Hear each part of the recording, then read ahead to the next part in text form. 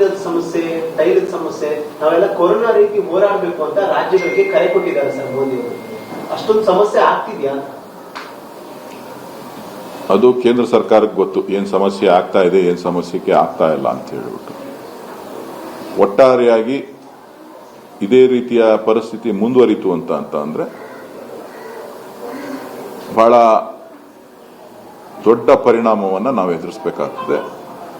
ಜೊತೆಗೆ ಬೆಲೆ ಏರಿಕೆಯ ಬಿಸಿ ಇಡೀ ಭಾರತ ದೇಶಕ್ಕೆ ತಟ್ಟುತ್ತದೆ, ಈಗಾಗಲೇ ತಟ್ಟಿದೆ.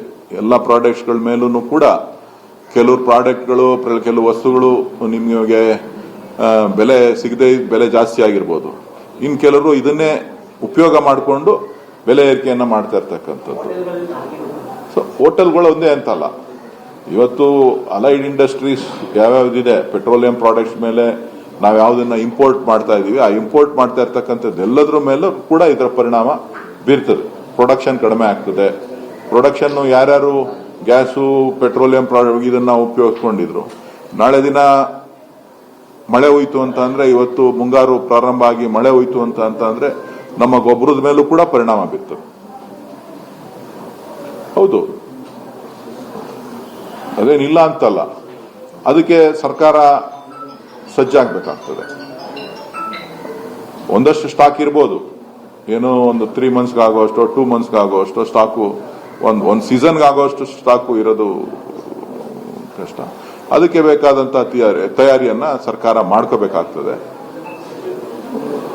ಮುನ್ನೆಚ್ಚರಿಕೆ ಕೊಡ್ತಕ್ಕಂಥದ್ದು ಎಲ್ಲರೂ ಕೂಡ ವೆಹಿಕಲ್ಗಳಲ್ಲಿ ಜಾಸ್ತಿ ವೆಹಿಕಲ್ಗಳನ್ನ ಯೂಸ್ ಮಾಡ್ತಕ್ಕಂಥದ್ದು ಬೇರೆ ಬೇರೆ. ಈಗ ನಮ್ಮ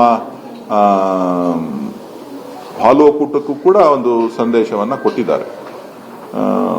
ನೀವೇನು ಗ್ಯಾಸ್ ಕನ್ಸಂಪ್ಷನ್ ಮಾಡ್ತಾ ಇದ್ದೀರಿ ಅದನ್ನ 55% ಒಳಗಡೆ ನೀವು ಉಪಯೋಗಿಸಿ, ಇಲ್ಲ 100% ನೀವು ಉಪಯೋಗಿಸಬೇಕು ಅಂತ ಅಂದ್ರೆ 30% ಅಡಿಷನಲ್ ಕಾಸ್ಟ್ ಬೇರ್ ಮಾಡಬೇಕಾಗುತ್ತೆ ಅಂತೇಳಿ.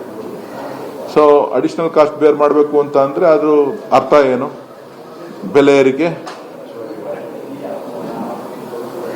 ಏರಿಕೆಗೆ ಅದು ನಾಂದಿ ಆಗ್ತದೆ.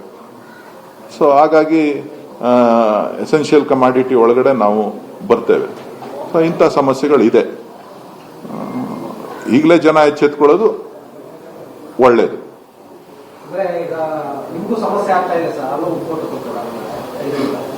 ಸಮಸ್ಯೆ ಏನಾಗ್ತಾ ಇಲ್ಲ, ಸದ್ಯಕ್ಕೆ ಸಮಸ್ಯೆ ಏನಾಗ್ತಾ ಇಲ್ಲ. ಸಮಸ್ಯೆಗಿನ್ನ ಬೆಲೆ, ನಮ್ಮ ಖರ್ಚು ವೆಚ್ಚಗಳು ಜಾಸ್ತಿ ಆದಾಗ ಅದನ್ನೇನಂತ ಕರಿಬೇಕು ನಾನು? ನೀವೇನಂತ ವ್ಯಾಖ್ಯಾನ ಮಾಡ್ತೀರಿ?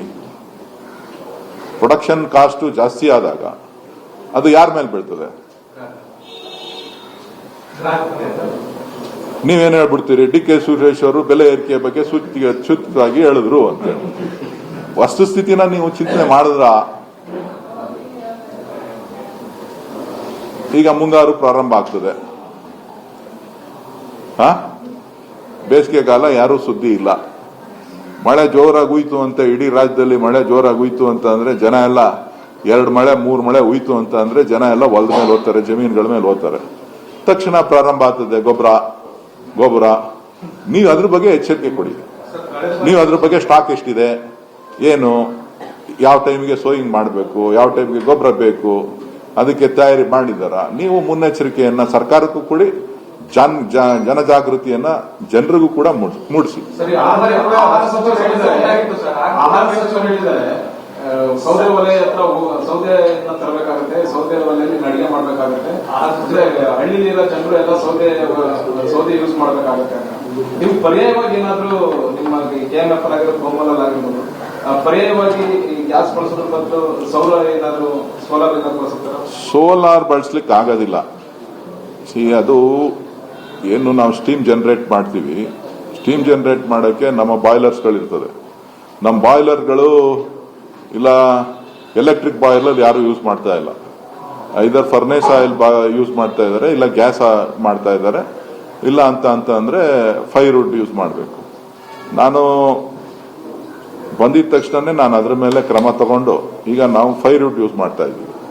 ಒಂದು ಸೆಕ್ಷನ್ ಅಲ್ಲಿ, ಒಂದು ಮೇನ್ ಡೈರಿನಲ್ಲಿ ಅಲ್ಲ, ಕನ್ವರ್ಟ್ ಮಾಡ್ಬೇಕು. ಅದನ್ನ ಬಾಯ್ಲರ್ಸ್ನ ಕನ್ವರ್ಟ್ ಮಾಡ್ಕೋಬೇಕು.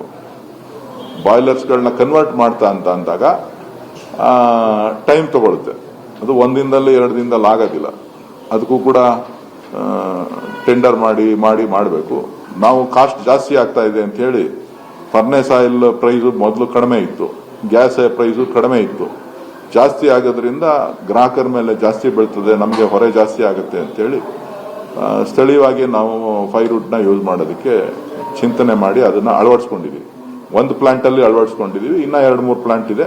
ಅದನ್ನು ಬೆಂಗಳೂರಲ್ಲಂತೂ ಆಗೋದಿಲ್ಲ ಫೈರ್ವುಡ್ ಉಪಯೋಗಿಸೋದಕ್ಕೆ, ಯಾಕೆಂತಂದ್ರೆ ಪೊಲ್ಯೂಷನ್ ಇಶ್ಯೂ ಬರುತ್ತೆ.